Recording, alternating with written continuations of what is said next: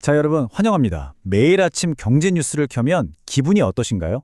당장 내일이라도 경제가 와르르 무너질 것 같고 내 주식 다 팔아야 하나 엄청 불안하시죠? 그런데 말입니다. 과연 현실의 시장도 뉴스처럼 그렇게 위태로울까요? 오늘 우리가 파헤쳐볼 핵심 주제는요. 바로 매일 쏟아지는 그 요란한 금융 노이즈와 실제 시장의 펀더멘털 사이에 존재하는 아주 거대한 그리고 놀라운 간극입니다. 특히 요즘 국채금리가 오르면서 증시에 진짜 타격이 있는 건지 걱정들 많으실 텐데요. 투자자들의 심리적인 불안감과 실제 경제 상황이 도대체 어떻게 철저히 다르게 돌아가고 있는지 그 차가운 진실 속으로 한번 깊숙이 들어가 보겠습니다. 준비되셨죠? 시작할게요. 오늘 우리가 쭉 훑어볼 로드맵입니다. 첫 번째로 매도의 심리학을 살펴보고 두 번째로 이른바 뇌를 비운 채권 시장의 비밀을 파헤쳐보겠습니다. 세 번째는 시장의 진짜 리스크와 가짜 핑계를 구별하는 방법이고요. 마지막으로 이런 험난한 시장 노이즈를 걸러내고 살아남기 위한 생존 전략까지 빠르게 짚고 넘어가 보겠습니다. 자, 그럼 첫 번째 섹션입니다. 1장, 매도의 심리학. 우리는 왜 패닉에 빠지는가? 우리 아주 솔직해져 볼까요?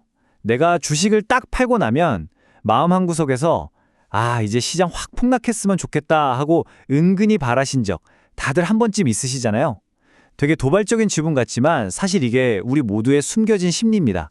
내가 판 가격보다 주가가 더 오르면 진짜 배가 아프거든요. 우리는 누구나 완벽한 고점에서 팔고 나오는 타이밍의 천재가 되고 싶어 합니다. 바로 이런 본능적인 차익 실현 욕구 때문에 시장에 아주 조그만 악재 뉴스 하나만 떠도 거봐, 내 말이 맞지? 이제 끝났어 하면서 과민 반응을 보이고 스스로 패닉에 빠지게 되는 겁니다. 시장을 대하는 상반된 두 모습을 한번 비교해보죠. 우리 같은 개인 투자자들은 하루하루 떨어지는 주가에 집착하면서 감정적인 롤러코스터를 탑니다. 반면에 외국인 기관 투자자들은 어떨까요? 대세 상승장에서 이들이 주식을 막 던지면 덜컥 겁이 나시죠. 하지만 사실 그건 시장이 망할 것 같아서 파는 게 아닙니다. 그냥 주가가 너무 올라서 자기네들 규정상 맞춰야 하는 인덱스 비중을 기계적으로 줄이는 것뿐이에요. 아주 차갑고 수학적인 포트폴리오 리밸런싱이라는 거죠. 그러니까 개인 투자자인 우리가 굳이 이런 기계적인 매매 패턴과 단기적인 수급에 휘둘려서 패닉셀을 할 필요가 전혀 없다는 뜻입니다. 다음은 두 번째 주제입니다. 2장, 뇌를 비운 채권 시장의 충격적인 진실. 채권 시장은 여러분이 생각하는 것만큼 스마트하지 않습니다. 뇌가 없는 매매에 의해 움직입니다. 와, 꽤 직설적이죠? 흔히들 채권 투자자들이 주식 투자자들보다 훨씬 똑똑하고 거시경제의 위험을 칼같이 감지한다고 생각하시잖아요? 그런데 실상은 다릅니다. 장기 국채 금리의 움직임이 항상 완벽하게 경제의 펀더멘탈을 반영한다는 건 사실 착각에 가깝습니다. 대체 채권 시장에서 무슨 일이 벌어지고 있길래 이런 말이 나오는 걸까요? 그 비밀을 풀 열쇠가 바로 이 듀레이션 매칭이라는 아주 엄격한 규제입니다. 핵심만 쉽게 설명해 드릴게요. 연기금이나 보험사들은 고객들한테 30년, 40년 뒤에 막대한 연금을 지급해야 하는 미래 부채를 안고 있습니다. 그래서 금융규제당국이 이렇게 명령하는 거예요. 너희 나중에 돈 갚으려면 지금 당장 만기가 똑같이 긴 장기 국채를 의무적으로 사둬. 즉, 현재 시장 상황이 어떻든 경제가 어떻든 상관없이 그냥 이 팍팍한 규제를 지키기 위해 기계적으로 장기채를 사들여야만 하는 구조라는 겁니다. 그럼 이 규제가 어떻게 채권 시장의 변동성을 폭발시키는지 그 연쇄 반응을 볼까요? 요즘엔 회계장부에 매일 가격을 반영하는 시가평가 규제가 아주 엄격하거든요. 그래서 금리가 막 오를 때는 장기채를 샀다가 가격이 더 떨어지면 막대한 손실이 잡히니까 펀드들이 매수를 싹 피합니다. 아무도 안 사는 거죠. 그러다가 금리가 살짝 꺾이기 시작하면 어떻게 될까요? 그동안 부채의 듀레이션을 못 맞추고 끙끙대던 기관들이 큰일 났다, 지금이라도 당장 채워 넣어야 해 하면서 한꺼번에 우르르 몰려가서 그야말로 패닉 바잉을 해버립니다. 영국이나 일본의 장기 국채 금리가 미친 듯이 널뛰었던 가장 핵심적인 원인이 바로 이 경직된 연기금 규제들 때문이었습니다. 여기서 진짜 재미있는 숫자 하나 보실까요? 무려 100년입니다. 구글이나 글로벌 빅테크 기업들이 가끔 100년 만기 채권을 발행하거든요.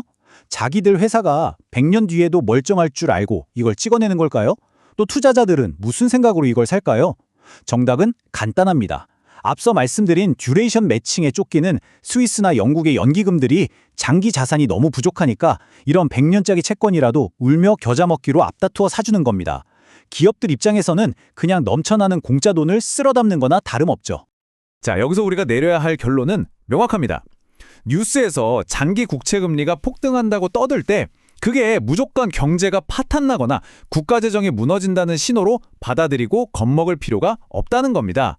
그 변동성의 상당 부분은 그저 기관 투자자들이 자기네 규제를 지키려고 억지로 자산을 사고 팔면서 만들어낸 수급의 왜곡일 확률이 높거든요. 이제 세 번째 주제로 넘어가겠습니다. 3장, 진짜 리스크 vs 가짜 핑계. 위기를 구분하는 법입니다. 도대체 다가오는 위기가 진짜인지 가짜인지 어떻게 알 수 있을까요? 전문가들이 진짜 시스템 리스크를 판단할 때 보는 가장 중요한 지표가 바로 신용 스프레드입니다. 쉽게 말해 세상에서 제일 안전한 미국 국채 금리와 떼일 위험이 있는 일반 회사채 금리 간의 차이를 말합니다. 만약 최근의 금리 상승이 정말로 기업들을 줄도산 시킬 진짜 위기의 전조 증상이라면 당연히 위험 프리미엄이 붙어서 이 신용 스프레드가 쫙 벌어져야만 정상입니다. 데이터를 한번 보시죠. 왼쪽에 2008년 금융위기 같은 진짜 시스템 붕괴 상황에서는 이 신용 스프레드가 그야말로 천정부지로 치솟았습니다. 그런데 오른쪽 현재는 어떤가요? 최근에 국채 금리가 꽤 올랐다며 시장이 요란을 떠는데도 미국의 신용 스프레드는 역사적으로 극도로 낮은 수준에 착 달라붙어 있습니다. 이게 무슨 뜻이냐? 기업들이 지금 돈도 아주 잘 벌고 있고 이자 갚는데 아무런 문제가 없다는 방증이죠. 물론 이렇게 좁혀진 신용 스프레드가 수면 아래의 금융 리스크를 살짝 가리고 있을 위험성도 고려는 해야겠지만 적어도 현재 수준에서 금리가 좀 올랐다고 그게 단독으로 금융위기를 폭발시킬 트리거가 되긴 어렵다는 뜻입니다. 그렇다면 우리가 진짜로 경계해야 할 수면 아래의 뇌관은 뭘까요? 바로 해외 부동산 투자 등에서 자주 쓰이는 환해지에 숨겨진 역설입니다. 환율 변동을 막아주는 환해지는 처음 장부에 적어둘 때는 손실을 없애주니까 엄청나게 안전해 보입니다. 그런데 환율이 갑자기 위아래로 크게 요동치면 어떻게 될까요? 은행에서 파생상품 손실 났으니까 당장 추가 증거금 내놔 하고 마진콜을 때립니다. 해외에 사둔 건물 자체는 멀쩡하고 임대료도 꼬박꼬박 잘 들어오고 있는데 단순히 환율 변동 때문에 생긴 비용을 못 메꿔서 멀쩡한 자산이 강제로 청산당하고 헐값에 팔리는 끔찍한 연쇄 부도 반응이 일어날 수 있습니다. 이게 진짜 우리가 조심해야 할 꼬리 리스크죠. 요약하자면 이렇습니다.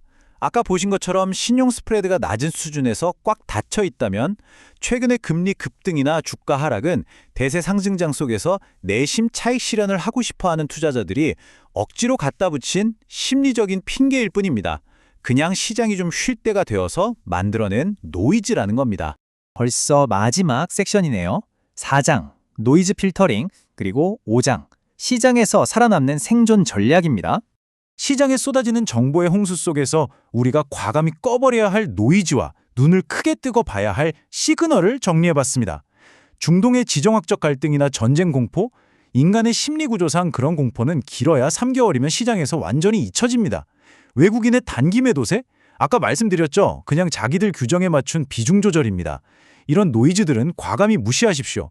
대신 우리는 기업들이 앞으로 돈을 얼마나 잘 벌지 보여지는 선행 이익과 흔들리지 않는 거대한 장기적 추세라는 명확한 펀더멘털 시그널에만 시선을 고정해야 합니다. 이 파이 차트를 보시면 더 와닿으실 겁니다. 대세 상승장에서 전체 시장을 멱살 잡고 끌어올리는 가장 거대한 조각은 단연코 AI 혁명 같은 기업의 본질적인 펀더멘털과 실적입니다. 기관들의 기계적인 리밸런싱이나 단기적인 지정학적 이슈 같은 건 전체 파이에서 아주 조그마한 부분만 차지할 뿐이에요. 개인 투자자가 왜 외국인의 수급표를 쳐다볼 시간에 기업의 가치와 실적에만 오롯이 집중해야 하는지 그 이유가 바로 여기 있는 거죠. 그래서 심리적인 관점에서 제가 제안하는 가장 실전적인 해결책은 바로 뇌를 비우는 전략입니다. 뇌를 비운다는 게 나쁜 뜻이 아니에요. 강세장에서는 하루하루 떨어지는 이유를 억지로 분석하느라 뇌를 과도하게 혹시화시키는 게 오히려 독이 됩니다. 아, 내일은 어쩌지? 하면서 스트레스만 받고 제일 안 좋은 타이밍에 샀다 팔았다 엇박자를 타게 되거든요. 지정학적 공포는 금방 사라지고 기관 매도는 그냥 기계적인 움직임일 뿐입니다. 뉴스를 끄고 뇌를 비우고 오직 순수하게 저렴해진 기업의 펀더멘털만 믿고 따라가야 합니다. 뇌를 비우고 추세를 따르십시오. 정말 중요한 문장입니다. 대세 상승장에서는 내가 시장의 모든 변수를 예측할 수 있다는 생각을 버리세요. 흔들림 없이 뇌를 비우고 그 거대한 추세에 몸을 싣는 것. 그것이 수많은 노이즈 속에서 여러분의 멘탈과 소중한 계좌를 지켜내는 가장 현명한 방법입니다. 자, 오늘 준비한 내용은 여기까지인데요. 마지막으로 여러분 스스로에게 이 도발적인 질문을 하나 던지며 마무리하겠습니다.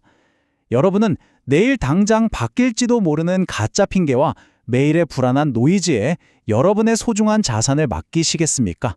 아니면 기업의 실적이라는 절대 흔들리지 않는 펀더멘탈을 믿고 묵묵히 대세 추세에 투자하시겠습니까? 결국 선택은 여러분의 몫입니다. 오늘 우리가 함께 파헤쳐본 이 통찰들이 여러분의 투자 여정에 명확하고 단단한 기준이 되었기를 진심으로 바랍니다. 끝까지 함께 해주셔서 감사합니다.